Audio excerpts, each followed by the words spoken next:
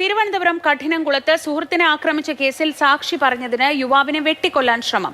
ചിറ്റാറ്റുമുക്ക് സ്വദേശി ഫെബിനാണ് ഗുണ്ടാ സംഘത്തിന്റെ ആക്രമണത്തിന് ഇരയായത്.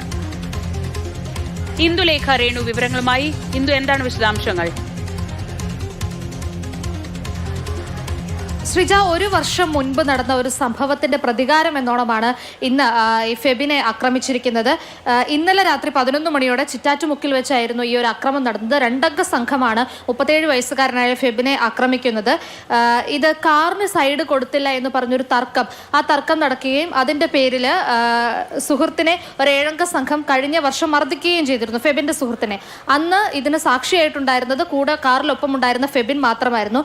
അന്ന് ഇത് കേസായപ്പോൾ അതിന് സാക്ഷി പറഞ്ഞതിന്റെ വ്യക്തിവൈരാഗ്യം തീർക്കാൻ വേണ്ടിയാണ് ഇപ്പോൾ ഈ ഒരു വർഷത്തിന് ശേഷം രണ്ടംഗ സംഘം എത്തി ഫെബിനെ മർദ്ദിക്കുന്നത്.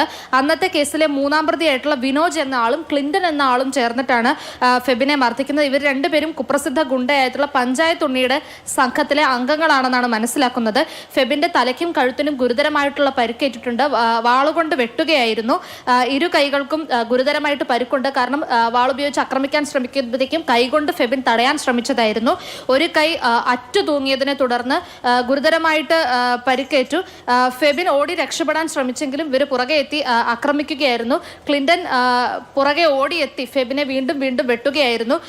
ഫെബിനെ നാട്ടുകാരാണ് സ്വകാര്യ ആശുപത്രിയിൽ എത്തിച്ചത്. കാരണം ബോധം രക്തം വാർന്നു കിടന്നിരുന്ന ഫെബിന്റെ നിലവിളി കേട്ടുകൊണ്ട് നാട്ടുകാരാണ് ഓടിയെത്തിയത്. അവരാണ് പെട്ടെന്ന് തന്നെ ആശുപത്രിയിൽ എത്തിച്ചത്. പ്ലാസ്റ്റിക് സർജറി അടക്കമുള്ള കാര്യങ്ങൾ ചെയ്തിട്ടുണ്ട്. എന്തായാലും ആശുപത്രിയിൽ ഇപ്പോൾ ഫെബിൻ ചികിത്സയിൽ തുടരുകയാണ്.